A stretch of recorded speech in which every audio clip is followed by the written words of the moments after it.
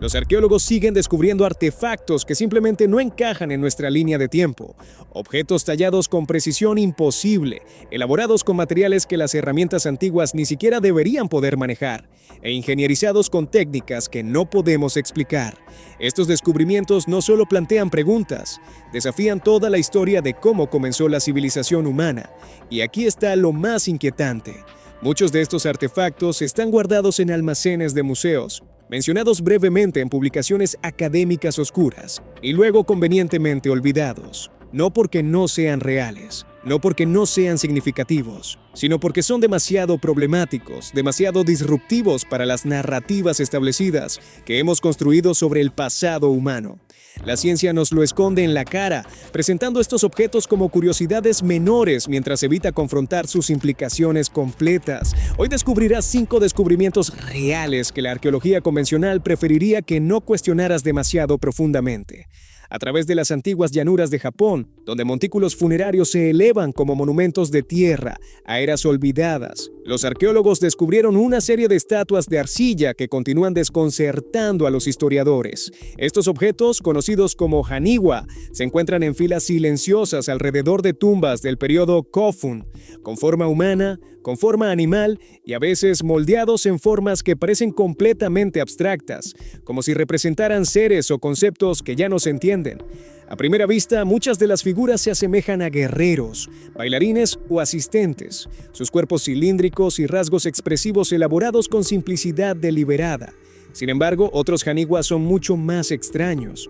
Algunos tienen extremidades alargadas, ojos circulares o cabezas similares a cascos que parecen más cercanas a entidades simbólicas que a figuras humanas. Unos pocos adoptan formas tan inusuales, formas geométricas, caparazones similares a armaduras, cilindros elevados, que su propósito permanece oscurecido por el tiempo. Cada estatua fue cuidadosamente moldeada de arcilla, cocida hasta endurecerse y colocada alrededor de las tumbas de individuos de élite.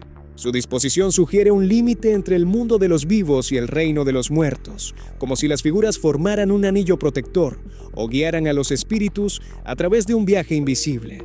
La artesanía revela una comprensión profunda del equilibrio y la durabilidad, permitiendo que las estatuas permanezcan durante siglos expuestas al clima, terremotos y suelo cambiante. Aquí está lo que hace que los haniwa sean tan misteriosos y lo que la arqueología convencional prefiere no enfatizar: la ausencia de registros escritos que expliquen su papel exacto. Sus expresiones van de serenas a inquietantes y sus formas implican rituales o creencias que han desaparecido hace mucho tiempo. Algunos académicos proponen que representaban guardianes, sirviendo como centinelas espirituales destinados a defender a los difuntos.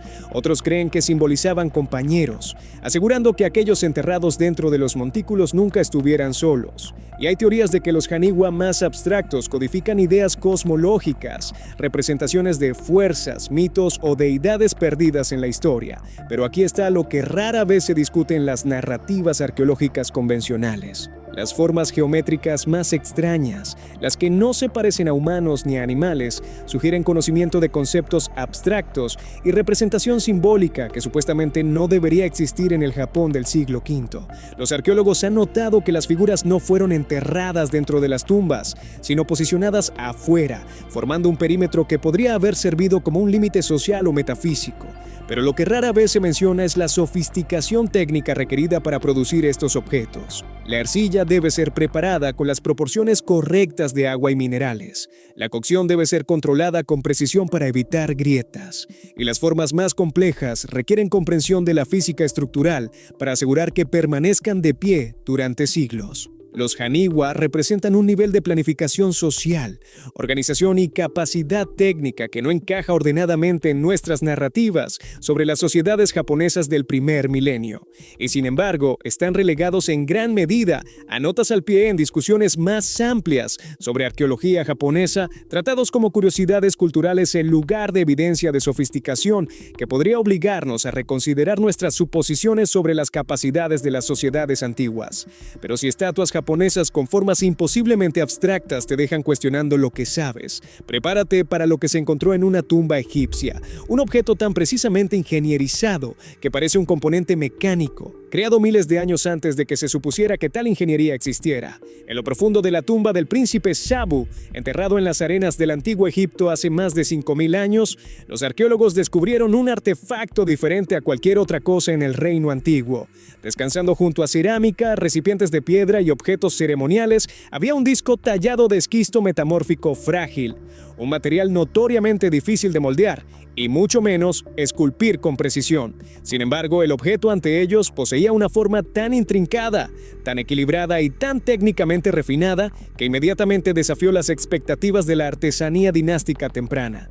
Este enigmático objeto se conoció como el disco de Sabu, un disco de piedra perfectamente simétrico que presenta 3 aletas curvas que irradian desde un cubo central. Su estructura sugiere ingeniería deliberada, en lugar de decoración. Evoca el diseño de hélices, impulsores o componentes mecánicos miles de años adelantados a la tecnología conocida de Egipto. El detalle más desconcertante radica en el material mismo. El esquisto es frágil y propenso a agrietarse incluso bajo presión moderada. Tallarlo en una forma circular suave con cuchillas delgadas y uniformemente curvas habría requerido herramientas y técnicas mucho más allá de los cinceles de cobre que dominaban el periodo. La precisión de su geometría, la uniformidad de los arcos, las proporciones equilibradas y el grosor uniforme de las aletas sugiere un dominio del trabajo en piedra que no aparece en ningún otro lugar del registro arqueológico de su tiempo. Aquí está lo que la arqueología convencional evita discutir. El disco de Sabu no es solo inusualmente preciso para su época, es imposiblemente preciso. Los ingenieros modernos que lo han examinado señalan que crear tal objeto de esquisto con herramientas de cobre requeriría no solo habilidad extraordinaria, sino comprensión de principios de ingeniería que oficialmente no fueron descubiertos hasta miles de años después. La función del disco permanece desconocida. Algunos académicos proponen que puede haber servido como quemador de incienso ceremonial o soporte decorativo, aunque su forma no ofrece alineación práctica con tales roles. Esta es la explicación estándar ofrecida en etiquetas de museos y libros de texto, pero es una explicación que evita convenientemente las preguntas reales que el objeto plantea. Otros especulan que el disco podría haber sido parte de un recipiente, una tapa o un componente de un dispositivo, ahora perdido. Teorías más no convencionales sugieren que podría haber sido una forma primitiva de un rotor mecánico, una herramienta diseñada para interactuar con agua o aire de maneras aún no comprendidas. Su colocación en una tumba perteneciente a un individuo de alto rango insinúa valor simbólico. Sin embargo, su diseño se siente funcional, como si hubiera sido construido para rendimiento en lugar de ornamentación. Ninguna inscripción lo acompaña, ningún texto lo describe, y no se han descubierto objetos similares en otras tumbas de la misma era. El disco de Sabu permanece hoy como una anomalía solitaria en el vasto legado de artefactos egipcios. Y aquí está lo que la ciencia nos esconde en la cara. Este objeto existe, ha sido fechado de manera confiable, ha sido examinado por expertos y nadie puede explicar adecuadamente cómo fue hecho o para qué era. La respuesta arqueológica estándar es etiquetarlo como ceremonial y seguir adelante. Pero etiquetar algo como ceremonial cuando claramente muestra diseño ingenieril es evitar la pregunta, no responderla. Es colocar el objeto en una categoría que termina la investigación en lugar de fomentarla. Y es por eso que el disco de Sabu, a pesar de ser uno de los artefactos más intrigantes del antiguo Egipto, rara vez se presenta en exhibiciones importantes o se discute en profundidad en la literatura académica. Pero si un disco de piedra imposiblemente preciso te deja cuestionando el conocimiento ingenieril egipcio, prepárate para lo que se encontró en la antigua Mesopotamia, pesas tan exactas que rivalizan con instrumentos de laboratorio modernos, creadas hace más de 1000 años, en el corazón de la antigua Mesopotamia, en medio de rutas comerciales bulliciosas y centros tempranos de erudición, los arqueólogos descubrieron un conjunto de pequeños objetos de metal que revelan una sofisticación mucho más allá de las expectativas de su edad. Estas eran las pesas míticas de Bagdad, simples en apariencia pero elaboradas con una precisión tan extraordinaria que reflejan comprensión matemática científica siglos adelantada a su tiempo. El sistema mítico se usaba para medir oro, especias, medicinas y otras mercancías preciosas en todo el mundo islámico. Pero las pesas más tempranas descubiertas en la región que rodea Bagdad muestran un nivel de precisión que roza lo asombroso.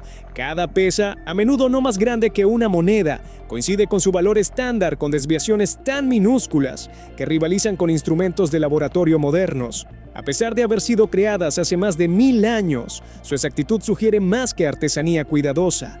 Apunta a un sistema subyacente de calibración matemática y producción estandarizada. Algunas pesas siguen relaciones geométricas que reflejan los principios de proporción algebraica, revelando una cultura donde el razonamiento matemático permeaba la vida diaria. Este nivel de armonía numérica sugiere que los antiguos eruditos y comerciantes compartían un marco conceptual para la medición que se extendía más allá del comercio y hacia los fundamentos del pensamiento científico.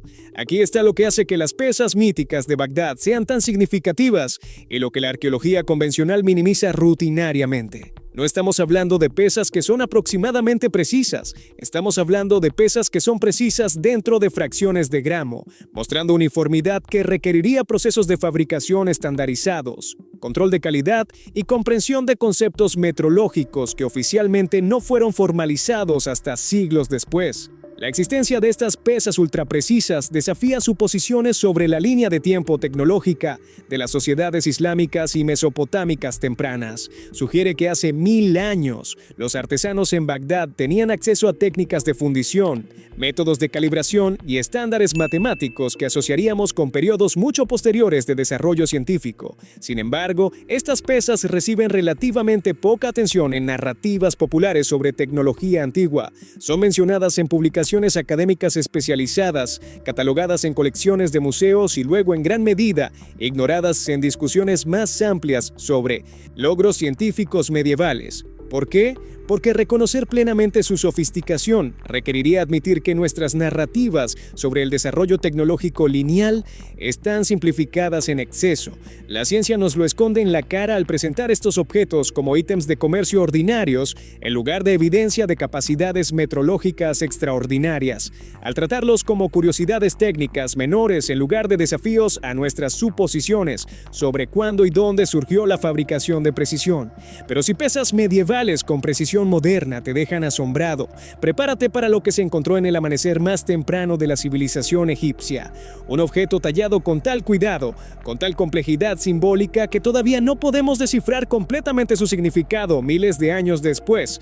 En el amanecer más temprano del antiguo Egipto, mucho antes de la construcción de las pirámides y mucho antes del surgimiento de las dinastías que moldearían el mundo antiguo, los artesanos tallaron un objeto ceremonial cuyo significado todavía elude la comprensión completa. Conocida como la paleta de Narmer, esta losa finamente elaborada lleva algunas de las expresiones artísticas y simbólicas más antiguas de la historia egipcia. La paleta está tallada de piedra de limo suave, su superficie dividida en registros llenos de escenas intrincadas. En su centro se encuentra una figura imponente, identificada como el rey Narmer, representado con una presencia imponente que simboliza la unificación del Alto y Bajo Egipto. A su alrededor emergen figuras más pequeñas, sirvientes, cautivos, bestias míticas y emblemas divinos, todos dispuestos en una composición que se siente tanto ceremonial como profundamente codificada. La artesanía es asombrosa, cada línea es deliberada, cada contorno afilado con precisión, cada símbolo colocado con intención. Los académicos han intentado decodificar su imaginería durante más de un siglo. Sin embargo, no existe consenso sobre su verdadera función o mensaje. La edad de la paleta profundiza el misterio.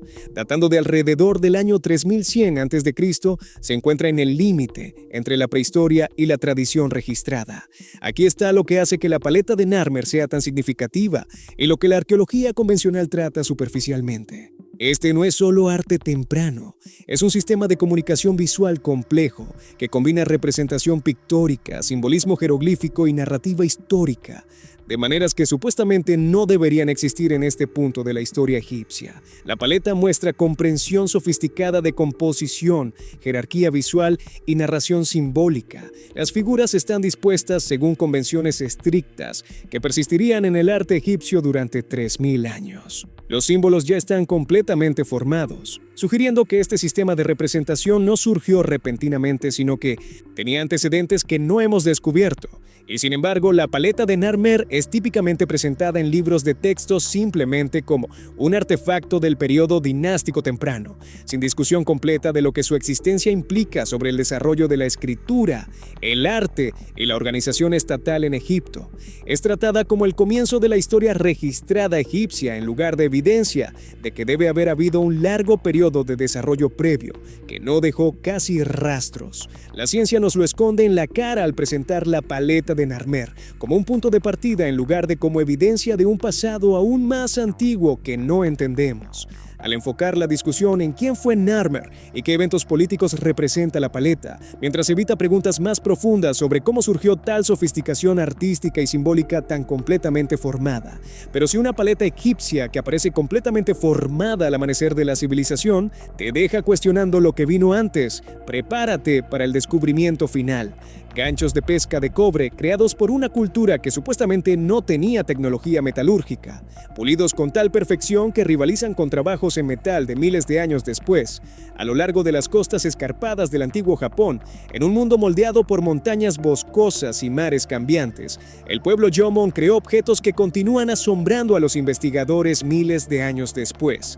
Entre la cerámica, herramientas de piedra y ornamentos ceremoniales descubiertos de sus asentamientos, los arqueólogos descubrieron un conjunto de ganchos de pesca de cobre tan finamente hechos que su artesanía rivaliza con técnicas asociadas con periodos mucho posteriores de la historia. Estos ganchos, pulidos hasta un acabado reluciente y moldeados con curvas impecables, llevan un nivel de precisión inesperado de una cultura que floreció mucho antes de que el trabajo en metal a gran escala se volviera común en Asia Oriental. Los Jomon son conocidos por su cerámica intrincada y profunda conexión con el mundo natural. Sin embargo, la existencia de herramientas de cobre cuidadosamente ingenierizadas sugiere un dominio de la metalurgia que desafía las suposiciones tradicionales sobre sus capacidades tecnológicas. Cada gancho muestra una forma perfectamente equilibrada, un arco suave, una punta afilada y una superficie refinada que implica pulido repetido. La uniformidad del metal indica que no fue simplemente martillado en forma, sino probablemente fundido o trabajado con métodos que requieren calor controlado y conocimiento especializado. Para una sociedad arraigada en implementos de piedra y materiales orgánicos, producir tales herramientas habría demandado experimentación y una comprensión del comportamiento del cobre rara vez vista en culturas prehistóricas tempranas. Aquí está lo que hace que estos artefactos sean particularmente notables y lo que la arqueología convencional minimiza constantemente: su preservación. A pesar de tener miles de años, muchos ganchos retienen un brillo que refleja el cuidado invertido en su creación.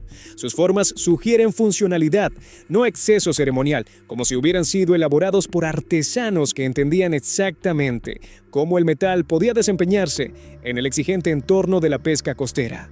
El cobre no era abundante en muchas regiones de Japón durante este periodo, lo que implica que las materias primas o herramientas terminadas pueden haber sido intercambiadas a través de vastas distancias. Esto sugiere un nivel de interacción cultural y difusión tecnológica mucho mayor de lo asumido previamente. Los académicos continúan debatiendo los orígenes de las técnicas usadas para crear estos ganchos. Algunos creen que los Jomon desarrollaron independientemente metalurgia rudimentaria del cobre mucho antes de que se generalizara.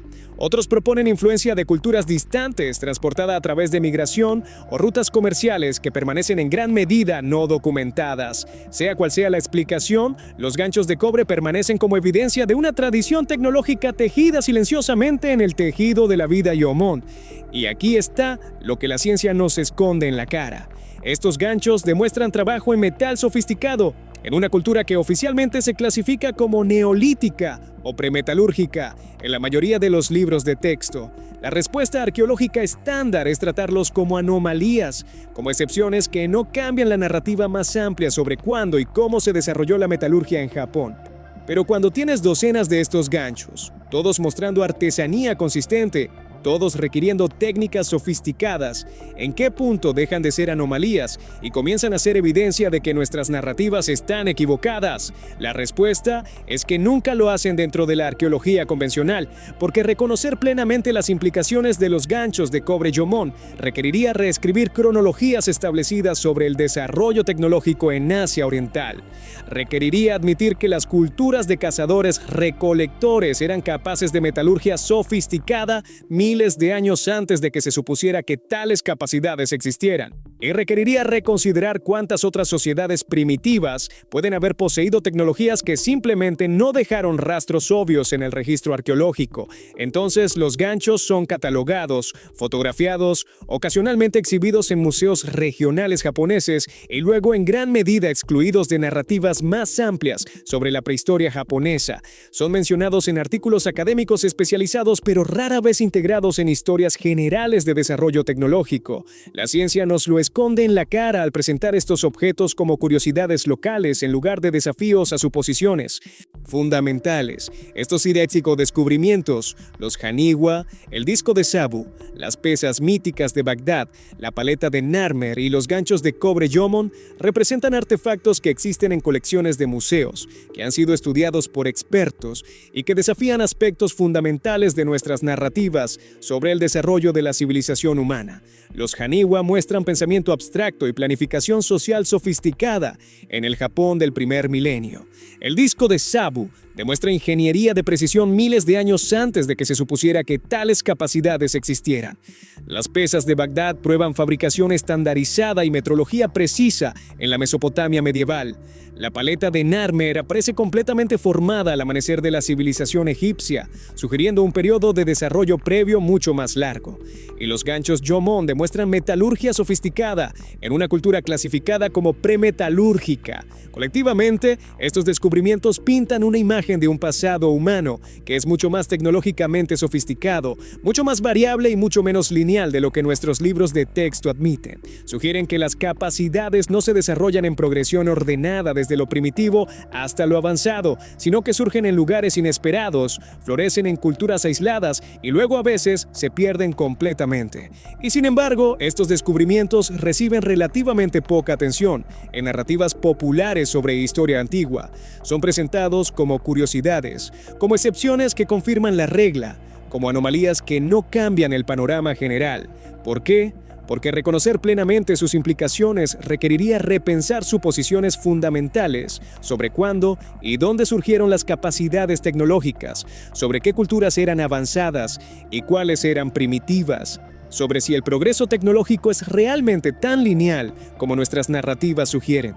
La ciencia nos lo esconde en la cara no a través de conspiración o supresión deliberada, sino a través de algo más sutil, a través de categorización que termina la investigación, a través de etiquetado que evita preguntas, a través de marginalización que trata artefactos problemáticos como excepciones en lugar de evidencia de patrones más amplios. Estos objetos existen, están en museos, han sido fechados, han sido estudiados y desafían nuestras narrativas establecidas. El hecho de que no sean más prominentes en discusiones sobre historia antigua no es porque no sean significativos, es porque son demasiado significativos, demasiado disruptivos, demasiado desafiantes para paradigmas establecidos. Tal vez es hora de que empecemos a prestar más atención a lo que la ciencia nos esconde en la cara, no porque haya alguna conspiración para ocultar la verdad, sino porque hay una resistencia humana natural a reconsiderar suposiciones fundamentales, a reescribir narrativas establecidas,